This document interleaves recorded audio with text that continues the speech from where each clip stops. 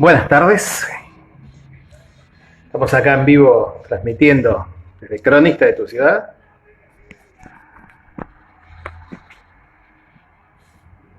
Ahí vamos a esperar que se sume Marcelo Metaller, con quien vamos a hablar hoy. Así que seguimos con esta gira federal. Ahí está Mariana Melgen, que fue una de las arquitectas patrimonialistas que entrevistamos. También se sumó Rodolfo Seide, ahí gran fotógrafo. Estuve viendo las fotos de lo que hablamos el otro día en Zoom, el de Monnier, realmente muy interesante. Así que hoy vamos a hablar con Marcelo Metaller de La Plata, así que en cualquier momento se va a conectar. Y la idea es ir todos los viernes en esta hora o a las 10. ¿Y qué tal, Mariana? Y ir hablando con toda la gente que hace un poquito de patrimonio, de defensa, porque bueno, claramente en algún momento todo se va a demoler, es inevitable. Así que los que nos gusta retratar el patrimonio, charlarlo, conversarlo y demás, nos tenemos que juntar, no hay nada que hacerle. Lo único que queda después de todo, lo único que queda son los intereses comunes. Así que hay que tratar de juntarse con la gente que tiene los mismos intereses que nosotros. Hola, ¿qué tal? ¿Qué tal, Adriana Lerham? Recibí tus fotos también. Gracias. Ahí está Metallerius. Así que vamos a invitarlo.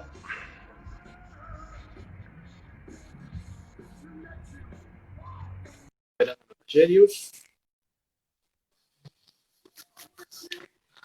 Así que ahí estamos. Ahí alejalo un poquito, así entramos. Buenísimo.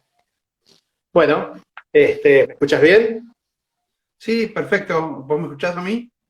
Sí, perfecto. Bueno, voy a hacer una breve presentación de con quién vamos a charlar los próximos 50 minutos que nos permita Instagram. Estoy un poco ahí medio Londres, medio nuboso, pero bueno.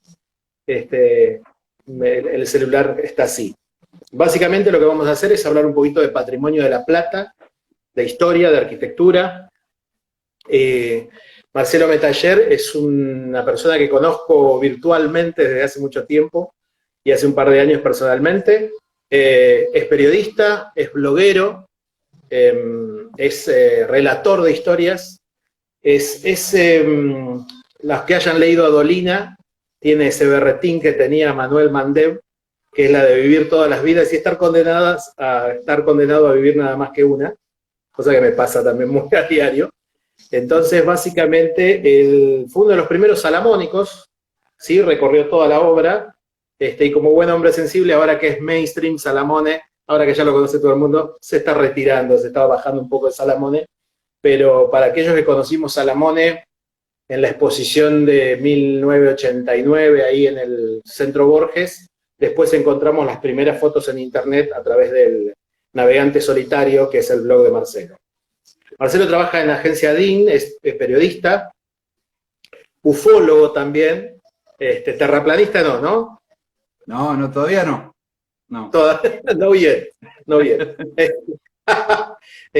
Un señor que así como yo me voy a los veranos, me voy a sacar fotos de cementerios a donde puedo, el señor se va al Uritorco, ahí a la fiesta a la fiesta de los marcianos, ahí, ¿qué es? ¿En febrero? ¿11 de febrero? Sí, más o menos para el carnaval, aproximadamente. La idea es que sea una semana antes para que no coincida, pero es para esa fecha, en febrero. Así que bueno. Bueno, Marcelo, ¿qué tal? ¿Contento con odiador del frío, odiador del calor, así que contento con este frío? No, sí, para mí es un día espectacular. Además, muy contento de estar acá charlando con vos en este canal. Yo les cuento a la gente que está ahora conectándose que Alejandro, o sea, vos hace rato que me venís rompiendo para que participe, y yo siempre buscaba dar una vuelta, que esto, que lo otro, y bueno, ahora dije, ya está, listo, no me puedo negar más, vamos a saltar a la fama con el señor Machado, y bueno, acá estamos para charlar un poco de la historia de La Plata, de su arquitectura, de cosas que están, que ya no están, hay muchas cosas curiosas en la ciudad para empezar a conversar. Sí, como siempre digo, creo que el invierno nuclear va a durar bastante, así que será mejor que nos amiguemos con lo que estamos, con lo que tengamos más cerca para ir a conocer, para ver. Y bueno, y La Plata me parece que es una gigantesca opción. Sos un apasionado también del tema de la masonería. Ujú. Sí, y es inevitable. La plata y masonería son dos cuestiones que van de la mano, son simbióticas. Una no podría existir sin la otra, básicamente. La plata es siempre considero que La Plata es la concreción de un gran proyecto masónico que tuvo lugar acá en Argentina. Este, no fue la primera ciudad artificial, pero fue la primera ciudad que se fundó de la nada en esta región e inspiró después a otras ciudades. Inclusive no es muy conocido que Belo Horizonte en Minas Gerais, en Brasil, fue inspirada directamente en La Plata y así lo dijeron los fundadores. Además, el núcleo urbano de Belo Horizonte, que fue fundada creo que en 1897, 15 años después de La Plata, también tiene diagonales. Es una ciudad muy similar y además también fue fundada por masones. O sea que es una ciudad que representa la conclusión de un proyecto masónico y además inspira a otros proyectos de otros masones en el mundo. Una especie de faro. Sí, sí, obviamente por eso, de ahí viene mi interés por la masonería, básicamente, del interés por la ciudad de La Plata. Tienen ellos una palabra hermosa que suena en portugués, que es planejada. Es hermoso como suena, planeada, ciudad planejada, suena hermoso. Sí, yo estuve en Brasilia, Brasilia es una locura. Piensen hacer una capital, para los que no conozcan, piensen hacer una capital en donde está las cataratas del Iguazú. Imagínense, donde está la catarata del Iguazú, bueno, hacer un lago artificial gigantesco, hacer una ciudad en forma de pájaro o de avión desde arriba, con un eje solamente en una parte de las salas hay subte, del otro no, y los hospitales, o sea, todo está como si estuviese en escala, ¿no? Digamos, el gobierno está en el medio, un par de hospitales acá, un par de cuarteles allá, o sea, todo está planeado de tal manera y con ciudades satélites. Una idea maravillosa que nosotros no pudimos implementar, que no nos dio la cabeza como argentinos para hacerlo lamentablemente, que podría ser todo hoy Avellaneda, Herli, todos esos grandes galpones que están ahí completamente abandonados, y es una tierra de nadie, podría ser una tremenda ciudad, una linda urbanización para ciudad satélite, para toda la gente que tiene los 5 o 6 millones de personas que viajan todos los días, podrían vivir tranquilamente en Avellaneda. Sí, digamos que con hablamos. La Plata, perdóname, te interrumpo, terminando esa idea que vos estás comentando, La Plata en algún momento se pensó como una ciudad independiente, obviamente cuando se funda a 70 kilómetros de Buenos Aires, era lejos todavía, y ahora quedó como decís vos, es una ciudad satélite. Hay mucha gente de La Plata que trabaja en Buenos Aires. Vos te das cuenta cuando escuchás los pronósticos el informe del tránsito a la mañana, dirección La Plata-Buenos Aires está totalmente colapsada. Y de Buenos Aires a La Plata no viene nadie. Y después a las 5 de la tarde es al revés. Ahí te das cuenta que muchísima gente duerme en La Plata o en Citibel, barrios periféricos, y trabaja en Buenos Aires. Terminó siendo La Plata una ciudad satélite de Buenos Aires, lamentablemente porque no era la intención original. Claro, recordemos un La Plata que tenía hace 100 años en Villa Elisa un reducto, así como era como era Olivos, un reducto de la clase alta porteña, donde había grandes palacios y donde se iba a veranear a Villa Elisa directamente. Hoy una ciudad que ha quedado perdida lamentablemente en la conflictividad del conurbano, que claramente no vamos a solucionar en un Instagram ni nos vamos a meter, pero que Villa Elisa hoy claramente, Olivos tiene todavía partes suburbanas muy interesantes, pero Villa Elisa tuvo un gran palacio que fue el de los Uriburu, quemado, que lo pueden ver en el blog de arquitectos franceses de Duparc, que realmente es impresionante.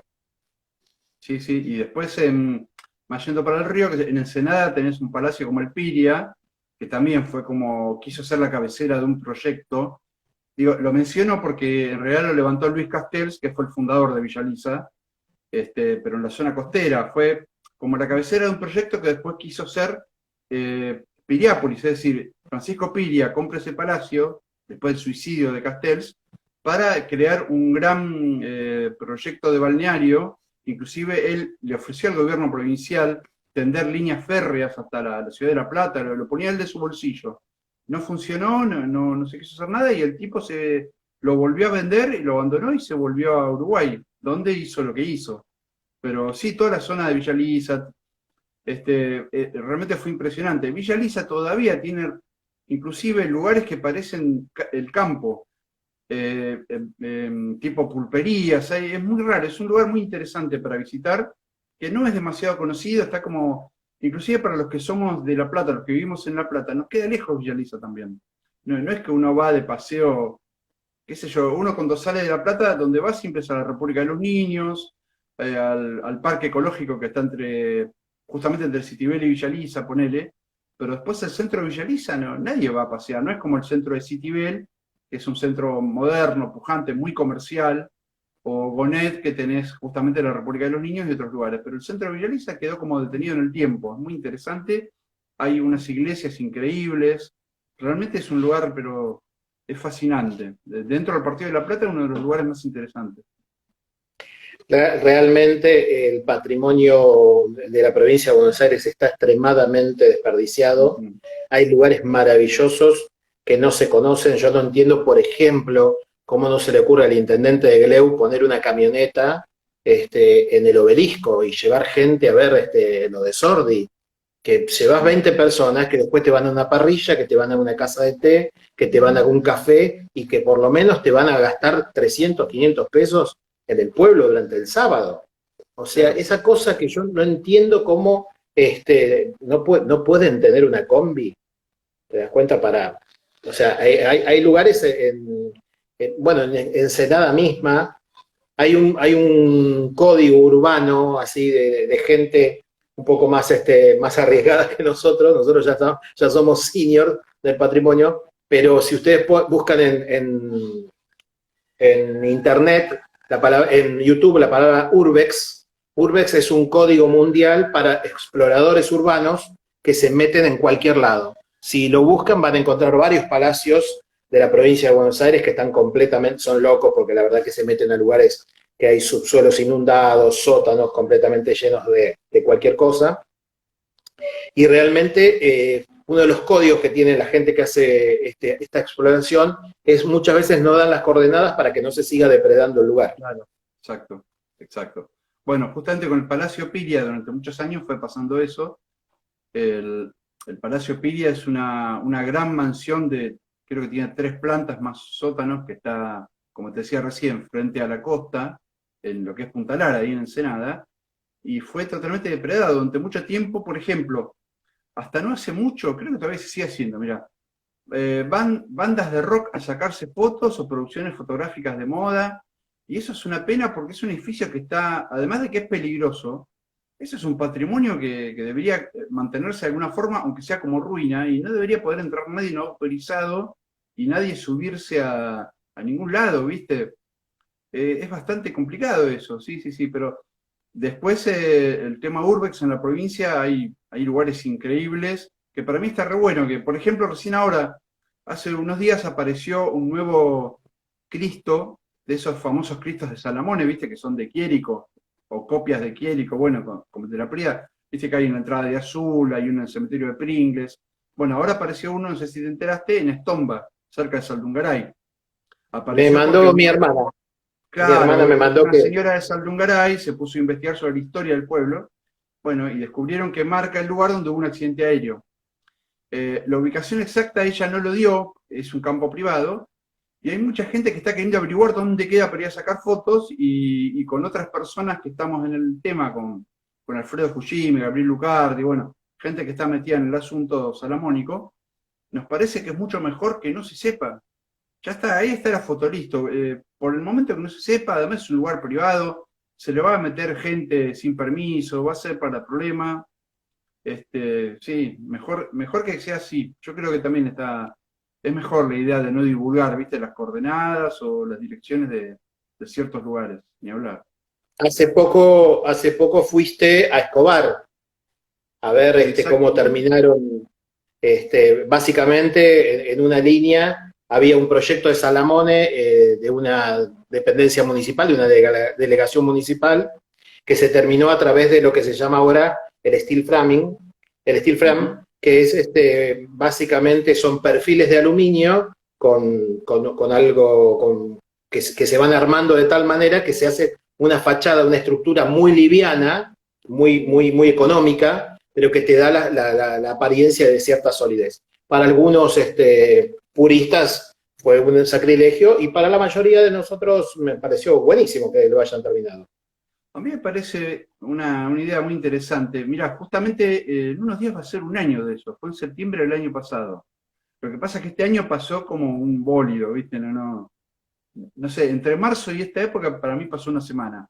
La cuestión, esto fue en septiembre del año pasado, se inauguró creo que en noviembre para el aniversario de Escobar, octubre o noviembre, no me acuerdo bien la fecha exacta. Sí, yo llegué ahí, me enteré de que lo estaban haciendo y enseguida me fui a ver. eh, Ninguno de nosotros pudo estar en la construcción de una obra de Salamone, entonces dije, bueno, esto es lo más cerca que voy a estar en mi vida de algo así. Entonces, bueno, me acerqué, hablé con el secretario de Obras Públicas, charlé un montón, saqué fotos adentro. Es muy interesante verlo, es interesante cómo resolvieron cosas, agregaron algunas cosas, por ejemplo, banderas y otros detalles que estaban en realidad no es que había, ni siquiera había planos de eso. La única referencia era, viste que Salamone, como una forma de venderse, cuando iba a los municipios a presentar sus proyectos, iba con unas tarjetas. Viste que en Torkins hay un álbum de esas tarjetas, que son como Exactamente. postales dibujadas. Bueno, y lo único que quedó es una tarjeta de esa. Nunca se llegó a hacer o se perdió el plano, no sé qué habrá pasado con eso, pero bueno, nunca se encontró. Entonces, a partir de esa tarjeta, eh, el problema es que en Escobar, la municipalidad del edificio estaba colapsado y tenían dos opciones: mudarse a un edificio más grande o terminar la planta superior de lo que ya estaba hecho, porque el edificio original contemplaba una planta baja y un primer piso, con una torre con un reloj. Lo único que se llegó a terminar en su momento por falta de presupuesto fue la planta baja. Entonces, eso se inauguró en 1938, creo. Y bueno, muchísimos años después estaba esa dualidad, digamos, qué es lo que iban a hacer, y dijeron, bueno, listo, vamos a terminar la primera el piso superior. Y exactamente lo hicieron como decís vos, pero además es mucho más barato que hacerlo con el método tradicional y permite una gran ductilidad en formas, además más facilidad para cableados de dispositivos que no existían en la época de Salamone, ¿no? Pensemos en los edificios de la municipalidad de Salamone, cuando les agregan aires acondicionados queda espantoso, porque son edificios que no están diseñados para eso, tenés que andar perforando cielo raso, es una cosa, un desastre tenés que Y hacer. claro, Claro, anchísimos los y muros. ahí ya, claro, ahí en Escobar armaron todo ya preparado para eso, para todo lo que es eléctrico, electrónico, y bueno, la verdad que quedó muy bien. No lo fui a ver terminado, me invitaron todo para ir, pero bueno, pero pude ver cuando estaba casi terminado y pude estar dentro del aula. Realmente es muy ¿Qué, interesante. qué proyecto estabas pergeñando con Gabriel Lucardi y con Fujimi? Y nosotros formamos un grupo, una especie de pseudologia, se podría decir, ya que hablamos de masonería, que se llama Los Testigos de Salamone, que la idea es investigar sobre Salamone, pero en áreas donde nadie se había metido todavía, descubrir cosas, resolver enigmas. El que está, digamos, el que es nuestro alma mater, nuestro guía en todo este camino es René Longoni, que es el arquitecto argentino que más sabe sobre Salamone, que en este momento está viviendo en Mar del Plata. Eh, es como una película de ciencia ficción. Longoni se comunica con nosotros por correo electrónico que le manda solamente a Fujimi. O sea, es toda una cosa rara, ¿viste? De comunicación, pero funciona.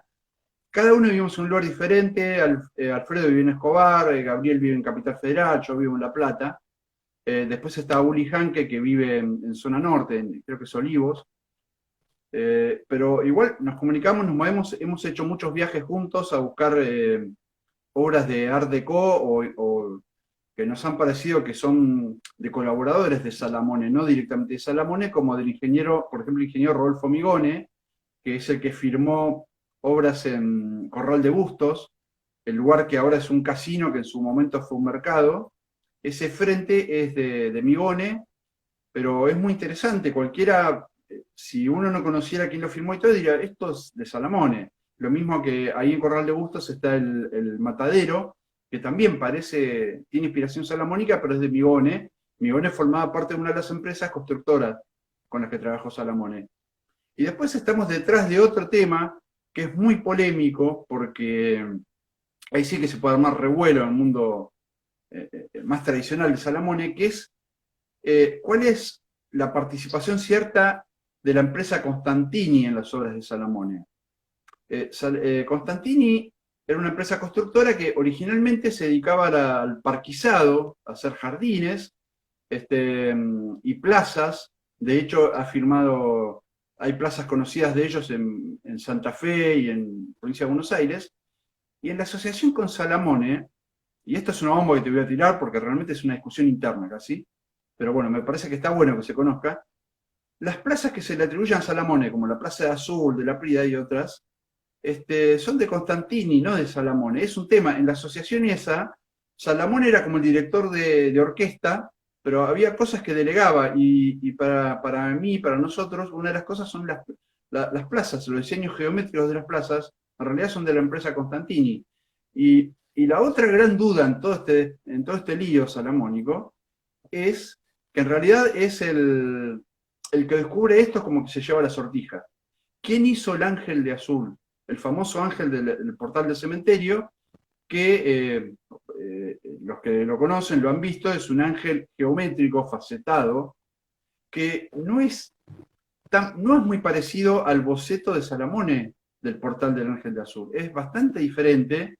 El boceto era un ángel más tradicional, de formas más redondeadas. Era el mismo, ¿no? El arcángel San Miguel con la espada, pero era otra forma. La realización es totalmente art déco y es algo absolutamente inédito. Y bueno, el tema es quién lo hizo y por qué.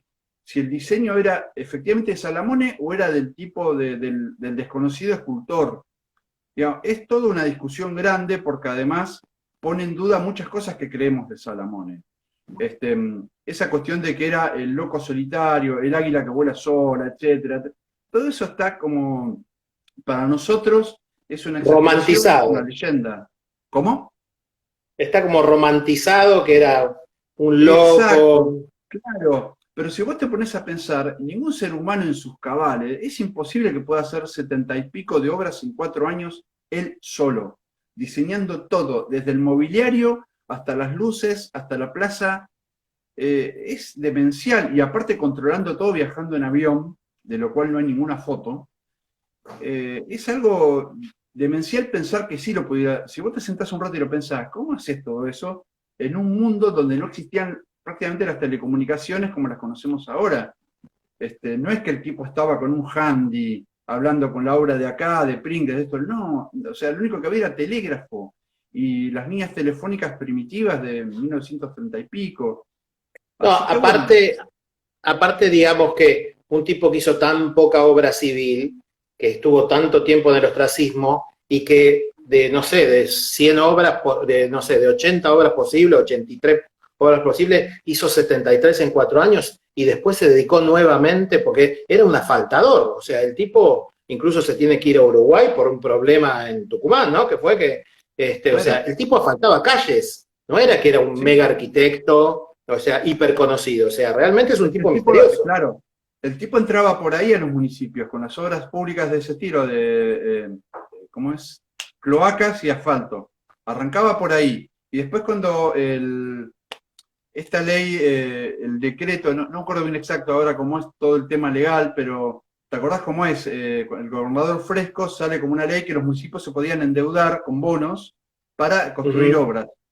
Y bueno, y muchos municipios tomaron obras de Salamone, otros tomaron obras de lo que se dan llamar los otros Salamones, ¿no? Como este arquitecto de Bahía Marcellán, Blanca. el Bahiense. Exactamente. Y las obras de Mar del Plata de este muchacho, ¿cómo es? El Casino, el Hotel Bustillo. Provincial, de Bustillo. Bustillo, eh, se las dan a Bustillo principalmente porque era amigo de Fresco. Salamone no era amigo de Fresco, Bustillo sí. Salamone lo que tenía era muy vivo para venderse.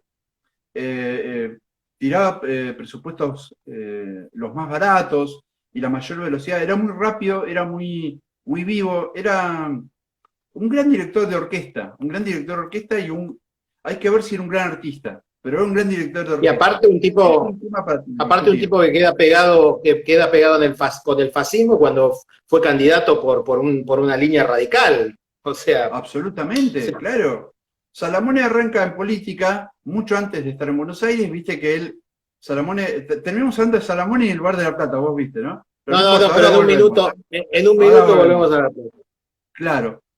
Salamone arrancó en Córdoba, viste que él vivió un tiempo en Córdoba, hizo obras neocoloniales en Valle Hermoso, bueno. Y ahí empezó a Egresó de hecho en Córdoba. Claro, ahí empezó a relacionarse con la política, con Sabatini. Con un bastión del radicalismo como es Sabatini y toda esa, la Inclusive parte ahí cordobesa, digamos, del radicalismo. hasta nuestro querido amigo Barón Visa también estuvo metido en el asunto. Recordemos Raúl Barón Visa, el famoso millonario que termina casado con una hija de Sabatini. ¿Te acordás de esa historia? Gravísima. A la que termina desfigurando horriblemente. Claro, bueno. Y supuestamente ahí, en todo ese tole-tole, en algún momento se han conocido Barón Visa con Salamone y el ingeniero cuya única obra conocida es la famosa ala, el monumento a Miriam Stéfora, la primera esposa de Barón Visa en Altagracia, que es una obra de ingeniería increíble, una especie de obelisco de hormigón pero curvado que tiene como 80 y pico metros de alto, que es asombrosa, y sin embargo a este ingeniero Fausto Newton tampoco se le conoce ninguna otra obra. Es algo muy raro acá, que yo no sé si en otros países del mundo ha sucedido, pero acá en Argentina tenemos gente que ha hecho eso. Bueno, Salamone, a mí 4 me años de obra pasa, y desaparece. Claro. a mí me pasa con muchos arquitectos franceses. Viste que VH1 inventó un concepto genial que es One Hit Wonder, las bandas que hicieron un solo hit. Bueno, ese concepto me parece que es espectacular y a mí me pasa mucho con, por ejemplo, el Teatro El Vitral, que está en la calle Rodríguez Peña, que le hizo un tal PC con Reo. No encontré otra cosa más de ese tipo. Y así de Le Rocquet también. O sea, hay 5 o 6 arquitectos que tengo una sola obra. Y digo, pero que se vinieron hasta acá, mandaron las cosas. O sea, bueno, retomamos, hacemos un giro en U y volvemos a La Plata, pongamos un mínimo contexto histórico. Estamos hablando de por qué se hace La Plata en 1880, porque es el último jalón, digamos, el último jalón de la gran desgracia que fue el siglo XIX a nivel interno en la Argentina, con todo tipo de guerras intestinas, con caudillos provinciales, con magnicidios, con asesinato de gobernadores, y con una última gran asonada, que es justamente la del gobernador Tejero, que hay 5.000 muertos en un día. Eso no se estudia mucho, ¿no? Has quedado como una revolución que no se hace mucho, no se estudia mucho, pero tuvimos 5.000 muertos en Buenos Aires en la última gran revolución, porque el gobernador de la provincia de Buenos Aires consideraba a las autoridades nacionales invitadas de Buenos Aires. Entonces las echa. De ahí termina Avellaneda ejerciendo la presidencia por unos días en la municipalidad de Belgrano, que era otro pueblo, Flores era otro pueblo, y a partir de ahí se produce la federalización de Buenos Aires, la provincia de Buenos Aires se queda sin su capital, y esa es la necesidad histórica por la cual La Plata surge de la nada como la nueva capital. Pretensión que tenían Mar del Plata y Bahía Blanca, claramente, por ser ciudades realmente constituidas e importantísimas en tanto y en cuanto. De hecho, el diario más importante de Bahía Blanca se llamó La Nueva Provincia. O sea, era tal el ideario que tenía la provincia de liderar ese sector rural, ese sector productivo que tiene la provincia de Buenos Aires. Se va a hacer entonces un concurso, se va a hacer, bueno, Dardo Rocha y Benoit van a hacer esta ciudad increíble de diagonales que si no sos de La Plata, el primer día te cuesta un poquito, te puedes llevar algún sustito de que te atropelle alguien. El Es un típico tema las porteño diagonales, que... claro, porque Sí, sí, el sistema de y te diagonales era perdés. para mejorar el tránsito y la ubicación, pero hay unos cálculos que está demostrado que en realidad no mejoran tanto, porque vos al meter diagonales también tenés que aumentar la cantidad de cruces que hay de calles. Entonces ahí ya tenés más cruces, tenés más semáforos, y yo no sé si hasta qué punto mejora las diagonales a nivel. Quizás si hubieran hecho diagonales elevadas o algún otro sistema, pero bueno, la cuestión es que, y también, en realidad también las diagonales tenían que ver con la circulación de aire.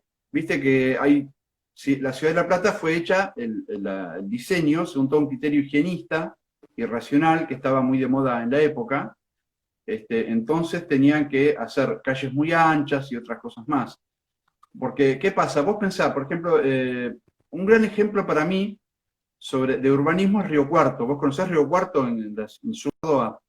Río Cuarto No, es una ciudad que es como la línea de frontera, o sea, Lucio Mansilla, cuando hace su famosa excursión a los indios ranqueles, sale de Río Cuarto. Era como el límite sur y a partir de ahí empezaba la extensión india.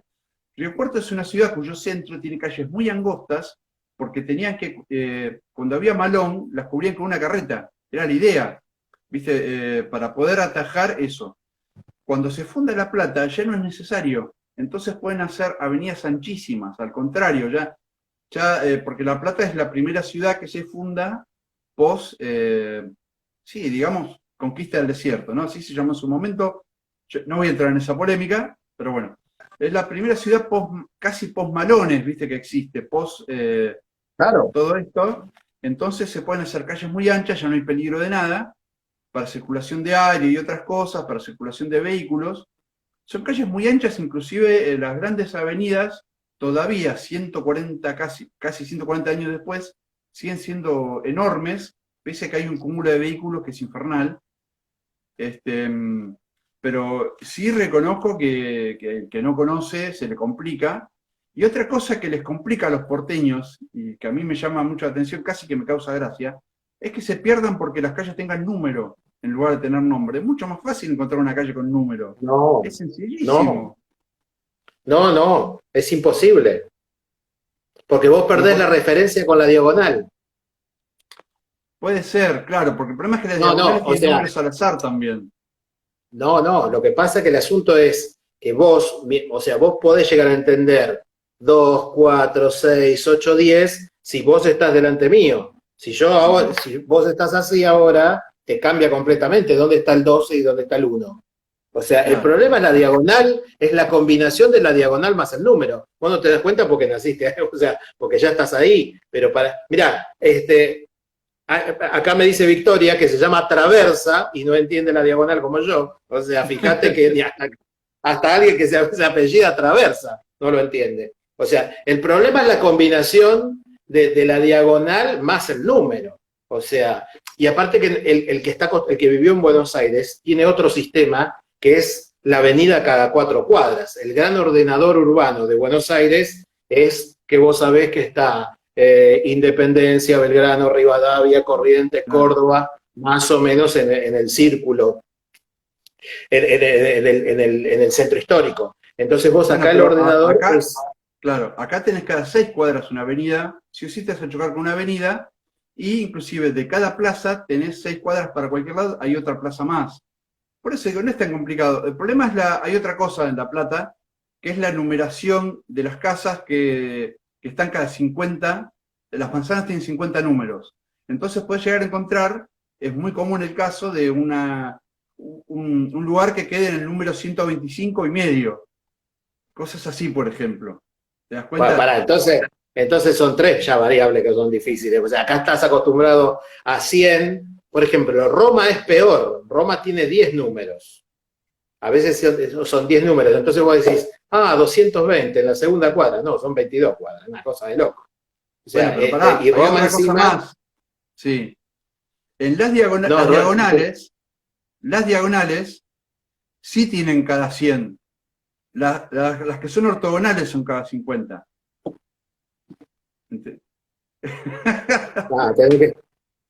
Ah, entonces, mira, yo ni siquiera esas variables me llegué a enterar.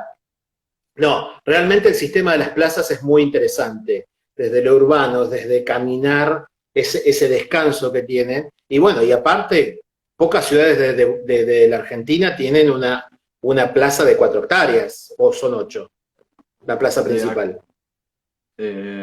la Plaza Moreno, la Plaza La Central. Plaza Moreno, Sí, sí. es muy, muy, sí. A ver, deja de pensar. Sí, sí, son 4 hectáreas, 4 hectáreas, sí. Es enorme. Claro. Y no es la más grande, Ahí, porque está el Parque Saavedra y el Parque Bucetich son más grandes que Plaza Moreno. Y están dentro del casco urbano también. claro, bueno, por eso te digo, eso es interesante. Sí, Aunque parezca mentira, se demolió un gran, pero gran monumento en el centro de la Plaza Moreno, que era un monumento a la primera junta y que fue muy criticado en la época porque decían que parecía un cementerio. O sea, como estaban los 10 o 12 próceres así en forma vertical, no les gustó. Y lo demolieron. Estaban las postales antiguas y realmente era muy interesante. Y un poco me indigna, sí. Mm. un poco, no quería, quería cerrar el concepto que un poco me indigna eh, las cosas que hacen los políticos con los dineros públicos sin que nadie los pida o los pida apenas un diario o un grupo de vecinos. ¿Por qué digo esto? Porque en Buenos Aires yo tengo registrado, y va a ser una de las charlas que voy a hacer, que son estatuas caminantes, como le digo yo. Hay más de 60 estatuas que han cambiado de lugar. Caras y Caretas ya decía en un momento, no lo cambien más al negro Falucho, basta, no lo cambien más, no lo quería nadie al negro. Entonces, es impresionante cómo se van perdiendo ese tipo de monumentos, ¿no? Sí, ahí justo estaba. Voy a mostrarte un poquito el monumento a la primera junta, a ver si todo Dale. funciona bien. ¿Se alcanza a ver ahí? Sí, perfecto. Bueno, te corrijo, el monumento a la primera junta no estaba en Plaza Moreno, estaba en lo que ahora es Plaza San Martín, Ah, la plaza exacto. de la legislatura. ¿Qué pasó? La idea era así, bueno, a San Martín había que homenajearlo en La Plata, entonces hicieron el Gran Parque San Martín en 25 y 38, digamos, llegando del otro lado de la ciudad, básicamente. Y esta plaza que los primeros años se llamó la Plaza de la Legislatura porque al fondo, si, no sé si se ve, está el gran palacio hecho por arquitectos alemanes, uno de los varios edificios que hicieron arquitectos alemanes acá en La Plata, que es la legislatura bonaerense. Eh, Heine y Hagelmann. Eran tres estos, porque no me acuerdo ahora el nombre de los de la municipalidad, porque está la municipalidad de arquitectos alemanes y este también. Que este era La llamativo porque, municipalidad es Estier, creo. claro, exacto. Y acá era llamativo que en la entrada de la legislatura, donde ahora hay un escudo nacional, abajo de eso había, cuando recién se hizo y durante mucho tiempo, una estrella de 6 puntas, lo que ahora llamamos una estrella de David, que en realidad era un símbolo masónico. Y además había otros símbolos más que tenían que ver con las firmas masónicas de los arquitectos. Eso después, todo eso se masilló, digamos, quedó todo raso y se puso un escudo nacional.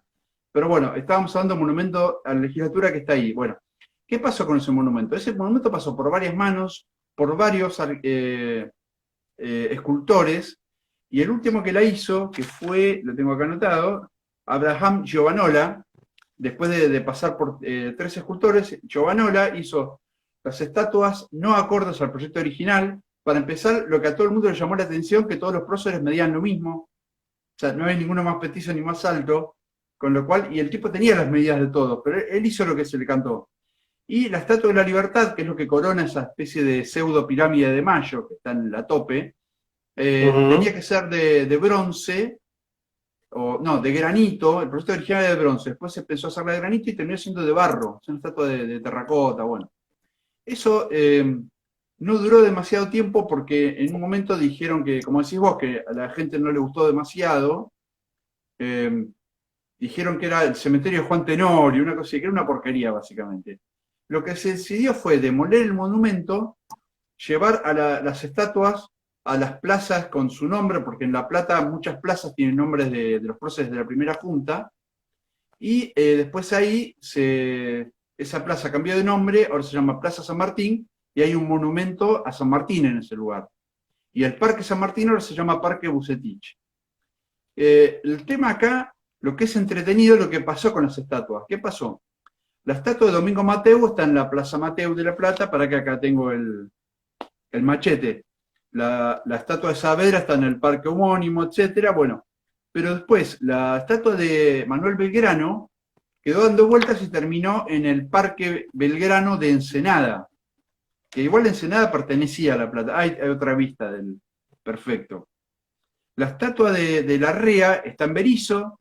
La estatua de Alberti, esa es interesante, terminó en la plaza céntrica del pueblo, de la ciudad de Alberti. Esa creo que, mirá que yo estuve en Alberti, no me había dado cuenta. Y la estatua de Ascuénaga no se sabía dónde estaba, y un investigador de La Plata, Luis Greco, encontró que está en el monumento, en el Museo de Arte de Junín, terminó en Junín, no se sabe cómo. Hay otra más que supuestamente también está, creo que en Pehuajó, y el resto de las estatuas se perdieron, inclusive. La estatua de Moreno está en San Vicente, por ejemplo.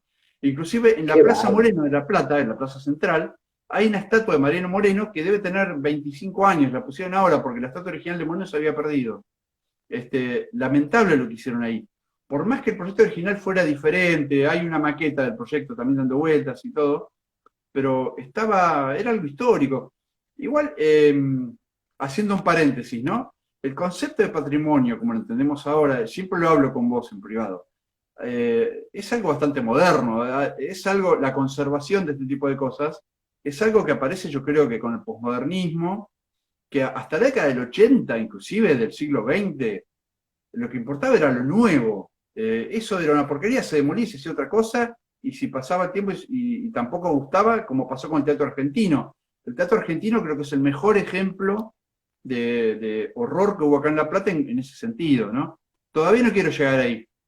Lo del teatro argentino es para un dolor de hígado. Te quería sumar, que es muy interesante, Abraham o Abramo Giovanola, Sí. al parecer fue suegro tanto de Virginio Colombo como de Achille de Lázari. O sea, los Mirá dos vos. arquitectos que vinieron en 1906 para hacer las decoraciones y terminaron siendo la punta del Art Nouveau en Buenos Aires y Achille de Lázari como la punta del Art Nouveau en La Plata, se casaron con mujeres de la familia Giovanola. Mirá vos. Claro. Así que, y muchas, y todavía estoy buscando, porque había como varios nombres ahí que se repetían. O sea, en Italia había una tal Rachele, y bueno, el nombre Raquel era como emblemático en la familia, así que hay varias. Entonces no entiendo muy bien si era la tía, la prima, lo cual, o la hermana, pero se casaron tanto Achille de Lázari como Colombo con hijas o sobrinas de Abramo Giovanola. Que su hijo también fue escultor, y la famosa águila de Plaza Italia es de Abramo Giovanola. Mirá vos, claro.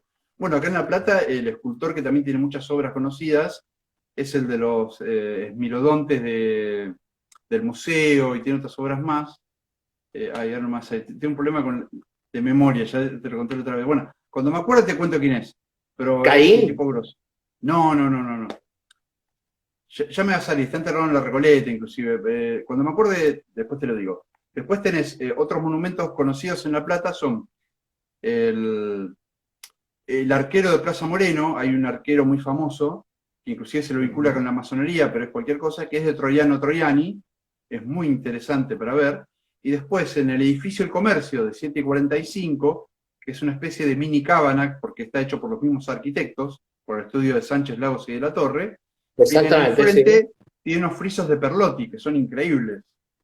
Están muy, muy buenos, que simbolizan al hombre moderno.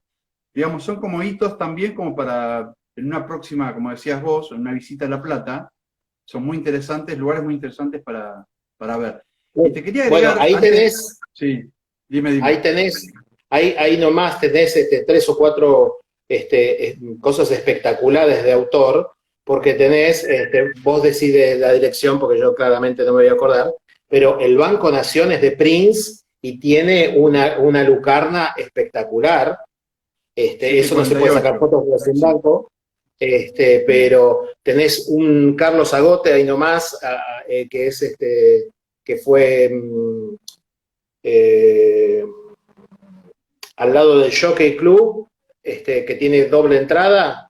Bueno, ahí tenés una obra de Agote y también a la vuelta hay un Waldorf, que era el Ministerio de Asuntos Agrarios, una cosa así, que Waldorf fue justamente el nieto del que hizo el puerto de Ensenada. Yo tengo también otro blog que es de Waldorf, que hizo más de 20 escuelas, incluido el Palacio Bernasconi. O sea que Claro. a nivel de arquitectura de autor, bueno, y tenés todos los, no nos olvidemos otro gran crimen, y ese lo hizo Bustillo, que es en la arquitectura de La Plata, es la casa del gobernador detrás de la casa de gobierno.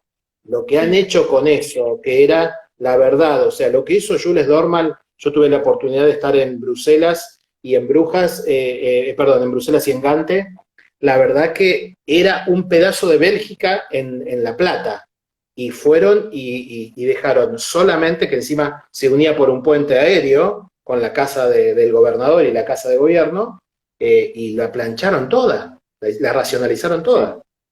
tal cual. Sí, sí, sí. Quedó totalmente irreconocible, un estilo totalmente diferente. Sí, es impresionante. Eh, no, justo para estar pensando. Frente al Banco Nación, en diagonal, eso está 748, está otro gran crimen, que es la destrucción, no lo derribaron, pero está todo planchado, un García Núñez. ¿Te acordás?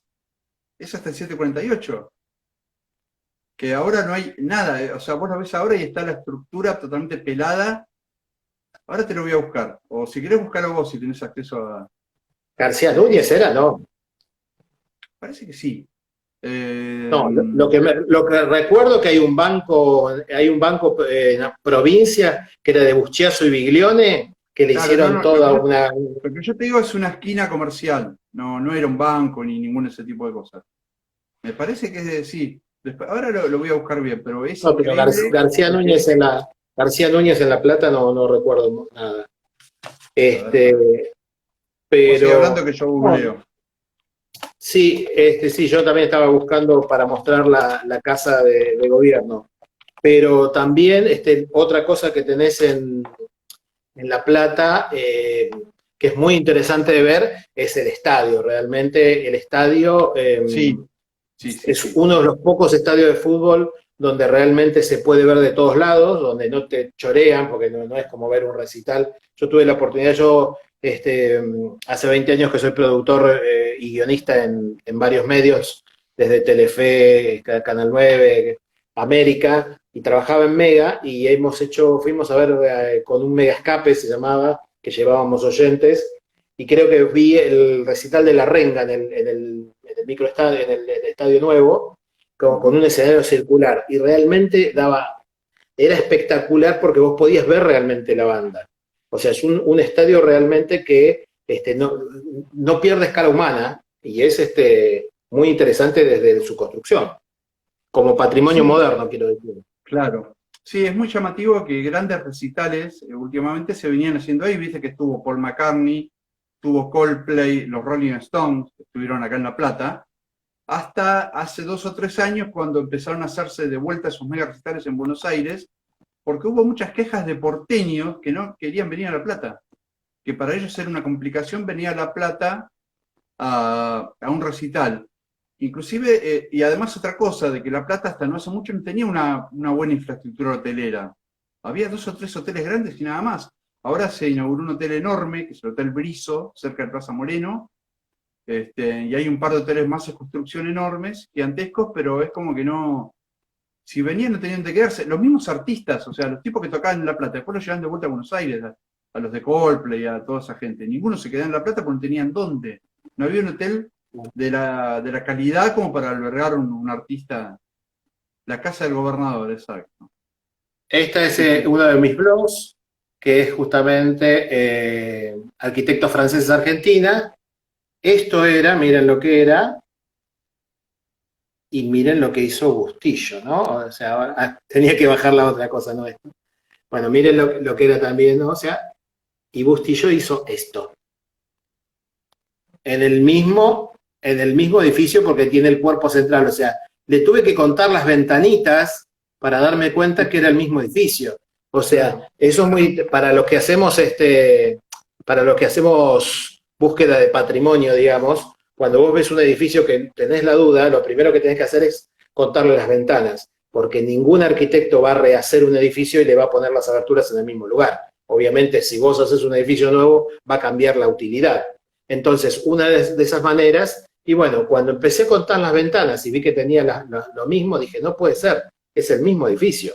Y Estados Unidos, o sea, ese es otro crimen que lo hicieron porque tenían un poder increíble. O sea, Bustillo fue no solamente uno de los arquitectos más famosos y versátiles de la Argentina, sino también uno de los más polémicos, porque él, al ser de una familia multimillonaria y conectada con todo el establishment del país, de hecho, la avenida Bustillo de Bariloche no es por él, sino por Ezequiel con X, que era el ministro de Obras Públicas de la provincia, y bueno, muchos de los proyectos los hacía gratis. O sea, imagínate, nosotros dos somos dos laburantes, nos presentamos y viene Bustillo atrás y lo presenta gratis. No lo querían mucho.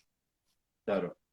Sí, no, me quedé pensando, me quedaron un par de cosas de Plaza San Martín que te quería contar antes de pasar a otro tema. Otra cosa más que se demolió en Plaza San Martín fue la torre lumínica que había. La Plata fue la primera ciudad, sí, creo que de América del Sur, con luz eléctrica. Y había una torre en en ese momento la Plaza de la Legislatura, que tenía creo que 80 metros de alto, con unos faros eléctricos enormes, y que eso posibilitaba, como la ciudad era un hervidero de trabajo, y supuestamente con esa torre, en los primeros años de construcción de todo, para que haya turnos para que trabajaran de noche. Los tipos podían laburar de noche levantando los edificios públicos gracias a la torre. La torre la terminan demoliendo en 1889, pero era una cosa tremenda. En esa época, donde no había edificios en ningún lado prácticamente, se veía desde Uruguay la luz. Ahora supuestamente se ve, siempre te dicen que si vos subís a las torres de la catedral, que tienen 60 metros de alto, en un día de mucha claridad podés ver la costa uruguaya. Bueno, esta torre de 80 metros, en un cielo mucho más limpio, sin contaminación, de noche se veía con claridad desde Uruguay. Y Eso en lo un momento la desconocía terminaron completamente. dando. Sí, de hecho inclusive nunca encontré una foto de la torre. En una revista que creo llamada Revista La Plata, que era algo que se imprimía en los primeros años de la ciudad, el logo tenía la torre. Después te lo voy a buscar para mostrártelo. Está dibujada la torre. O sea, el único que vi esta vez fue ese dibujo. Una torre con 3 luces. Una Claro, cosa increíble. acá Misterios de la Plata dice Víctor de Paul. Víctor de Paul, Ahí Víctor de Paul, ahí está. ¿qué hizo Víctor de Paul en La Plata? Es el escultor de los esmilodontes y de otras obras más Ah, famosas en La Plata. Claro, los exactamente. bustos también. Los bustos también los hizo Víctor de Paul. Sí, Víctor de Paul tiene dos obras capitales acá en Buenos Aires, que es justamente la cuadriga del Congreso, y dentro de la catedral tiene la estatua en mármol de Carrara del obispo Aneiros, el famoso obispo que fue el que restauró la Compañía de Jesús, todo lo que se le había sacado a los jesuitas, y bueno, hubo una gran conmoción en esa época, 1874, que le prendieron fuego el Colegio del Salvador. Eso es una de las cosas que contamos en el recorrido cuando hacemos Avenida de Mayo. Bueno, Meta, nos quedan 4 minutos como mucho, por supuesto, empezamos a hablar y se nos pasa rápido el tiempo, y hablamos de todo un poco. Así que aprovechá para contarnos dónde te podemos encontrar cuando termine todo esto. Vos tenés un grupo también de gente que hace caminatas por la playa, por La Plata. Justamente con que vos recién comentabas, Misterios de La Plata, que es el Instagram de Nicolás Colombo, que es uno de los miembros del grupo que se llama La Plata Ciudad Oculta. Yo estoy con esos, somos 4 personas, el citado Nicolás Colombo, Evelyn Burnicén, Carla Caballero y este servidor, que hacemos caminatas en la ciudad de La Plata, justamente como vos mencionaste, con temas no tradicionales, de turismo no tradicional. Por ejemplo, hablamos de masonería, mitos urbanos, leyendas del Bosque de la Plata, todas cosas que en Buenos Aires empezaron a hacer hace mucho, pero acá en La Plata nadie las hacía. Ahora hay varios grupos que se dedican a eso. Siento un pequeño orgullo porque como que abrimos la punta para que otra gente también lo haga. Y porque nadie hablaba, y La Plata es una ciudad cargada de historias, ¿viste? De misterios, como cualquier otra ciudad, pero La Plata con esa historia masónica, con otro tipo de leyendas, son cosas que no se comentaban mucho hasta los años 90 inclusive. Así que bueno, La Plata Ciudad Oculta tiene su página de Facebook, se llama igual, así como te la menciono. Ahí nos pueden encontrar, igual estamos, obviamente que está todo parado, imagínate, y ni siquiera pensamos en hacer cosas virtuales por Instagram u otra cosa, porque nos parece que hay que estar en la ciudad, hay que saber perderse en la ciudad, hay que recorrerla, y no es lo mismo, ¿viste? Por más que sea una herramienta, pero no es lo Saber perdernos La Plata, sin ustedes lo vamos a hacer, así que lo necesitamos para que nos cuenten otras cosas. De todos modos, Google, ahora con Google no se pierde nadie, dejate de hinchar, Machado. No. Otra falacia. No hay manera de que el Google, a ver si a las traversas les pasa lo mismo que yo. Vos ponés así, el Google siempre está al revés. Siempre está al revés. Cuando vos buscas algo en el Google, siempre está al revés. No, porque ¿sabés por qué pasa eso? Porque somos pobres. Con un buen iPhone vos tenés la brújula que funciona bien y te la va a marcar bien. Con los teléfonos Android casi ninguno tiene una brújula que funcione y va a estar sí, pero es cierto eso. Igual para mí el plano de La Plata también al revés. Bueno, pero es cuestión de dar vuelta a tu mente. Bueno, continuando. Yo ya sé que está al revés. Bueno. Inclusive para mí, lo que vamos a hacer mentalmente, hoy, sí, decime, dale. Lo que vamos a hacer hoy es hablar hasta que se termine Instagram. O sea, no nos vamos a despedir. Mirá, nos quedó Ruótolo, ni hablamos ni una palabra. Nos quedaron las 3B del racionalismo. Budet, Belvedere y Barrios. Que no sabés lo que es eso acá en La Plata. Pero sí, nos quedó un montón para hablar. Nos quedó la casa Curuchet, nos quedó la casa Calnay, que está pegada y que tiene una planta de hojas perennes, que no hay manera de que uno vaya a La Plata y pueda fotografiar esa obra de Calnay. No hay manera. Esa esquina, vos tenés la casa de Calnay, la Curuchet, y al lado hay una casa fundacional. Es una cosa increíble esa esquina, que ojalá se preserve hasta que nunca la toquen, porque tenés 3 periodos muy fuertes ahí marcados. Está buenísimo eso. Y en algo que está lugar, muy... Sí, dime. Pésimamente vendido. No sé quién será el ministro de Turismo, el secretario de Turismo de La Plata. El gran, ¿cómo se llama? El ocular, ¿cómo se llama? El observatorio, el gran meridiano, ¿cómo se llama? El observatorio que es de Dupar. Sí, es impresionante. Uno de los primeros observatorios de América Latina, que fue construido... No se sabe cómo llegar, no sabés cómo llegar, ni siquiera por la tuya. El observatorio fue construido para registrar un tránsito de Venus, que el observatorio fue el primer edificio que se hizo en La Plata, lo tenía que terminar enseguida para llegar a ver el tránsito de Venus al Sol, y estuvo nublado ese día, boludo. Nublado. Es la historia nuestra, es la historia de este país.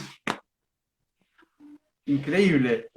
Bueno, pero para tiene un nombre, Gran Orbital, ¿cómo se llama? Vos lo mencionaste recién, no sé muy bien cómo, porque es el principal, tiene varios telescopios ahí, sí. El Gran Meridiano creo que es.